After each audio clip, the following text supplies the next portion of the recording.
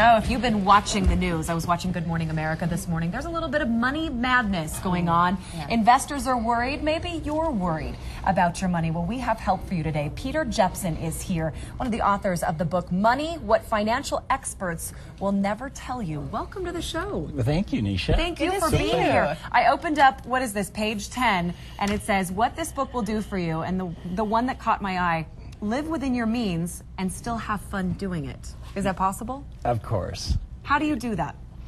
Wouldn't you say that money's emotional? Mm-hmm. Sure.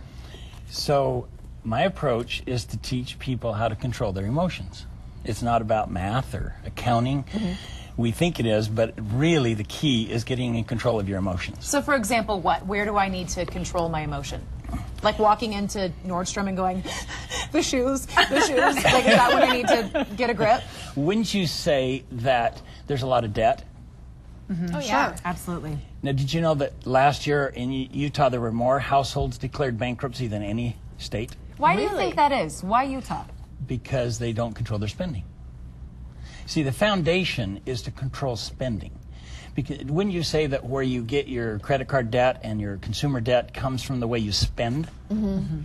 So if you think about it, spending really sets us up. For example, let's suppose you're approaching retirement. You don't have control of your spending. How well will your retirement be? But how do you get control? How do you start to not spend? Oh, that's a marvelous question. The key is to go back to see where you've been spending. So we take inventory of where you spent your money for the last 12 months and then forecast forward. We call it building a spending plan. For example, budgets don't work. Budgets are like, I can't have this, I can't have this, and it's they totally make me in a bad mood. It's a diet for money. Exactly. I don't like budgets. Exactly. But part of the big thing that's going on right now is the mortgage crisis, and everybody needs to live in a house. But do a lot of people live in a house that's way above their means? When they don't have an idea of how their spending is, their income and their spending, then they buy too big of a house because they haven't even thought about it. They so just go in. What is the amount that you should look at when you're spending a house? Should you say 3 times your income? Should you say 2? What do you look at? What is that magic figure?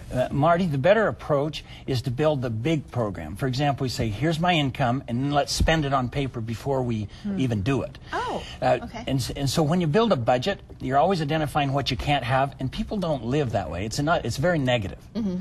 And a spending plan, and that's what I purport, a spending plan, please. Not a budget. Not a budget. A spending plan. When you build a spending plan, then you can have anything you want. You just can't have everything you want. Mm-hmm. And so isn't it a matter of prioritizing? Oh, yeah, absolutely. Okay, so if they did the house before they prioritized, they're going to have failure. So is that why everybody's foreclosing now? Correct. Okay. I like the line in the book, too, that you say, remember, it matters not much how... Well, it doesn't matter how much you make, because I think that's what a lot of people say. Well, I don't make enough money. It only matters how well you manage that money. So we've done a lot of studies. When people get a pay raise, it isn't long before the money's gone. They adjust. That's right. I had a physician call me from Florida a week ago, and he said, gosh, Peter, I've got to go to Iraq. I've been called up. I said, how much do you make? He said, $100,000 a month. I said, that's a lot of money. He said, but I'm going to go to $29,000 a year within a few weeks. He said, I have an airplane, 7 cars, 3 homes. He said, I have all this equipment in my doctor's office. He said, what am I going to do? Now, that's a lot of money, and yet he had to file bankruptcy. Wow.